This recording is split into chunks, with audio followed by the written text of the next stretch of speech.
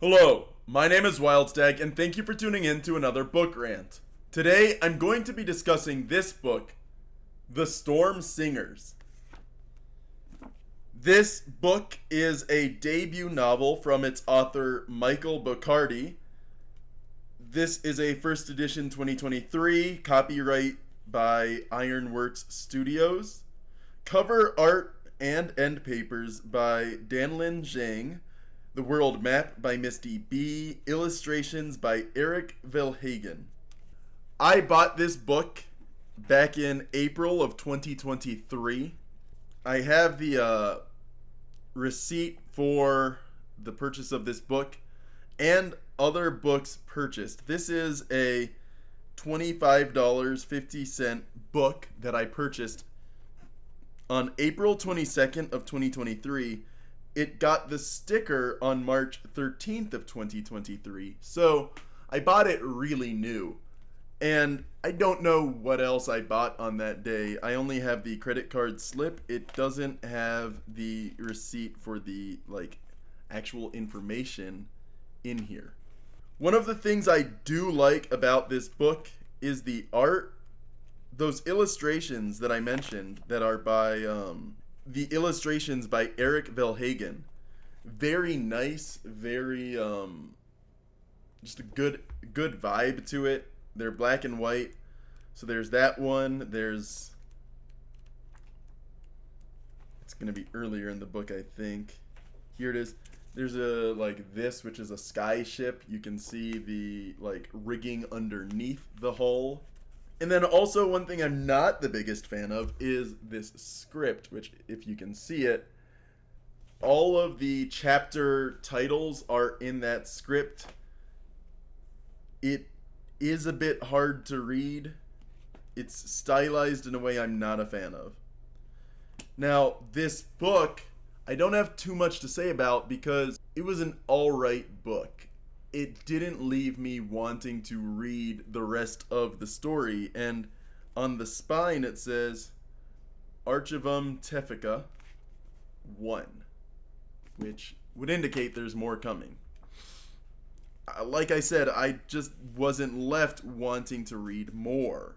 I can't say for certain, but I get the impression this is a mostly small printing house published book. Doesn't seem like it has a large audience yet. On the back cover, you can also see one of those sky ships. It is an interesting book to a certain degree, but like I said, it was not invigorating enough for me to want to read any continuations of it.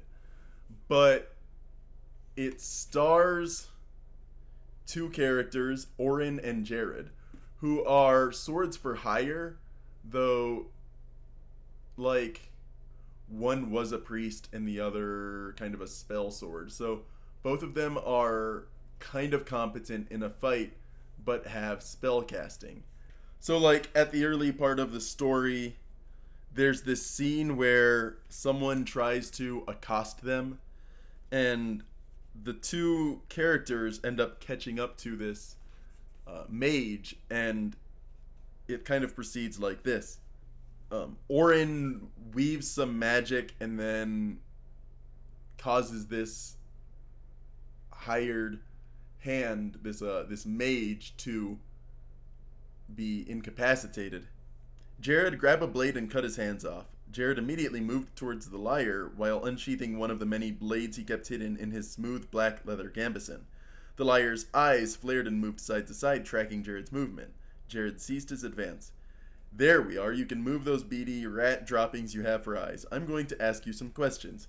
You look up for yes and down for no. If you don't, I'm going to have my mate here make certain that you never cast another spell for the rest of your unfortunate life. Do you understand? The liar looked to Jared and then back to Orin, then looked up. A good start to the proceedings. Are you from Kulin?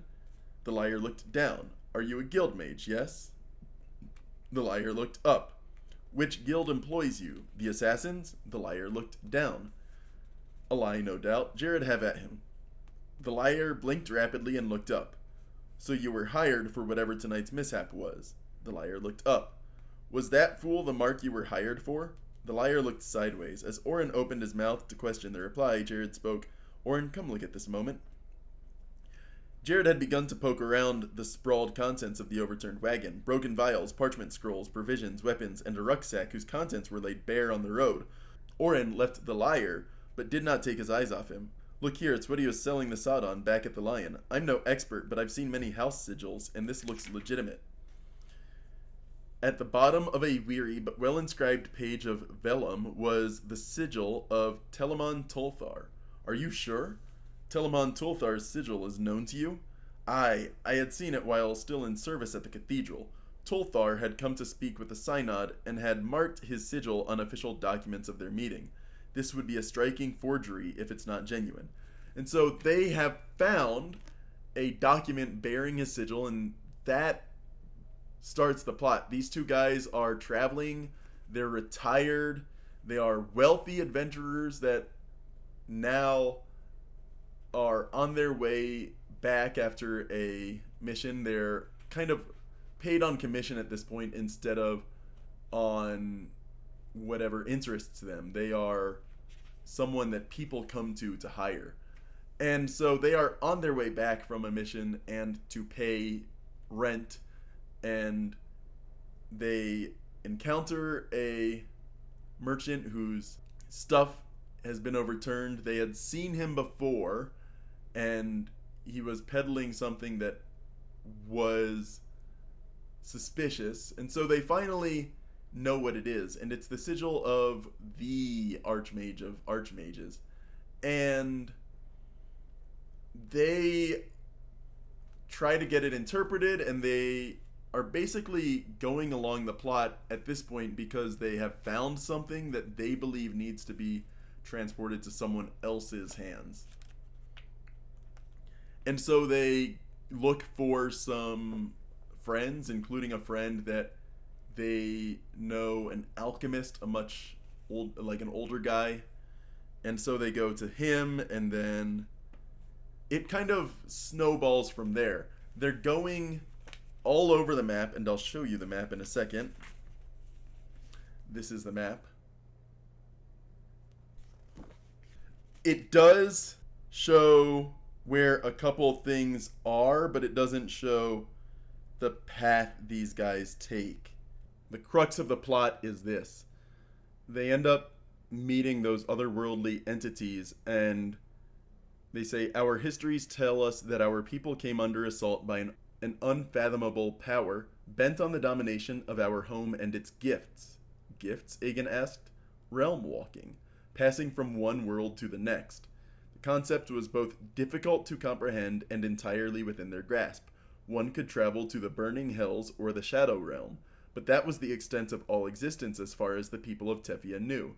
It seemed that their hosts were presenting the idea of travel on an entirely different sort, setting foot on truly foreign soil. Another world, worlds, at will. Tolthar clearly seeks this ability, Leander said with grim understanding. Yes, but he will bring calamity to all of Tefia. When our world was set upon by the Nameless Ones and their endless horde, it was clear to our elders that they sought the conquest of not only ours, but all worlds. The entirety of our world united to repel the seemingly unending tide of horrors. When victory was near, hope was stolen as the ancient Nameless presented themselves. Titanic as compared to their monstrous hordes, the Nameless could not be defeated. After death, beyond imagining, and at the very end of need, to spare countless worlds of the same fate, our elders abandoned all and sealed every gate behind them. Thus, our once beautiful and beloved home became a prison for the Nameless for all time. Imagine so mighty a work that it would turn an entire world into a tomb. The sacrifice was unspeakable. The elders had cast the skyfall upon our world, pulling heavenly bodies from their places in the cosmos, disrupting the very alignment of the universe to rain down and seal or destroy the gates strewn about our world. After retreating through the final gate, we found ourselves here. We were but children at the time. Our order has dwindled through the many ages. So really the plot is that Tolthar is trying to open up a door to these ancient people's world because he believes it to be a source of power. And instead, if he does, it would open up the world to a horde that cannot be stopped. And that's the kind of plot they're dealing with, but I don't know, it's not invigorating enough a story for me to want to read a second book in this series. It's like if you already stopped it once, either you're going to have to stop it again or there has to be something bigger. There has to be some kind of threat here. There's only so many ways to progress a story, and this one ends in a way that I don't feel there's a need for more progression. I spent $25.50 on this plus tax. I don't think I got my money's worth out of it. I'll probably put this back into the used book system and I'll get $13 credit off of it. So hopefully that's nice enough for another book. My name is Wildstag, and thank you for tuning in to another book rant.